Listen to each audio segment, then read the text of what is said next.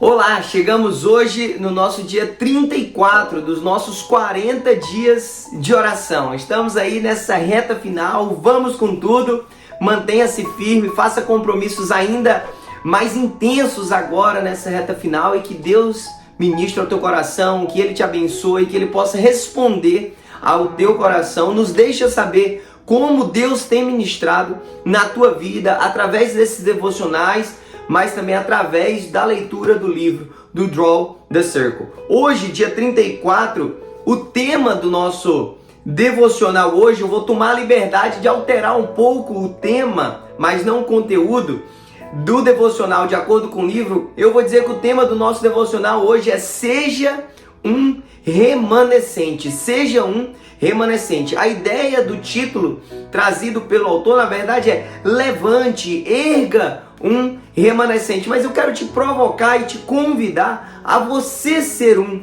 remanescente. De onde o autor e eu também tiro essa ideia? Nós tiramos essa ideia a partir de 2 Reis, capítulo 19, verso 30, que diz o seguinte: mais uma vez, um remanescente da tribo de Judá sobreviverá, lançará raízes na terra e se encherão de frutos os seus ramos. Essa ideia de um remanescente, ela é constante ao longo do Antigo Testamento na Bíblia. Quando nós vemos ali reis após reis, ou mesmo desde o período dos juízes, Deus levantando homens e mulheres, aqueles que mesmo diante de toda uma devassidão, mesmo diante de uma idolatria pagã, mesmo diante da adoração a outros deuses, havia homens e mulheres que não se curvavam diante daqueles que permaneciam firmes no Senhor, que mesmo num cenário de dissolação assim, espiritual, eles se permaneciam fiéis ao Senhor. A ideia do dicionário,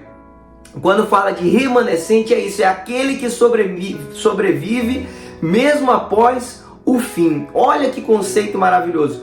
Quando tudo espiritualmente estava acabando, quando a santidade, a pureza, a devoção, a obediência à lei do Senhor acabava, quando chegava o fim na vida de muitos, sempre havia remanescentes que se erguiam mesmo depois daquele fim para continuar sustentando a palavra de Deus, a história escrita por Deus, a obediência ao Senhor. Por isso o meu convite para você hoje é: seja um remanescente.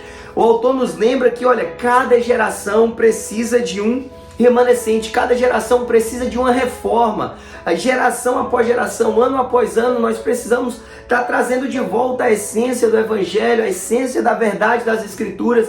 E geração após geração também muitos se perdem, muitos vão aí abandonar a fé.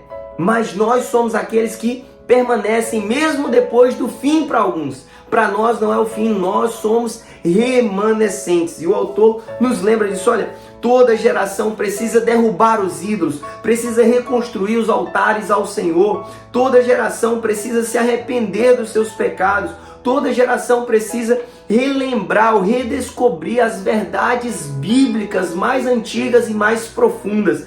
Toda geração precisa disso. E como é que a nossa vida de oração, de acordo com o livro, nos ajuda? Na perseverança. Lembra que nós falamos no devocional passado que as nossas orações não são mais orações de Senhor, o quanto antes melhor, mas sim, Senhor, o quanto isso durar, eu estou aqui. Então, só os remanescentes são aqueles que perseveram nesse lugar de busca, de oração, de devoção. Os remanescentes são aqueles que não abrem mão por qualquer coisa, não são aqueles que não desistem no meio das dificuldades, são aqueles que não são, como a gente diz num bom popular, Maria vai com as outras, seguem a multidão. Não. Os remanescentes são diferentes, porque eles permanecem no Senhor. E o nosso convite para você hoje é, olha, vamos erguer remanescentes. Seja você um remanescente.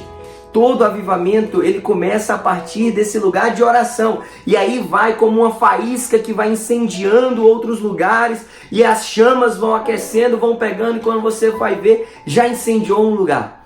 Assim é aquele que permanece, aquele que fica como um remanescente no Senhor. E aí vai contagiando outros, geração após geração, dentro da sua própria geração.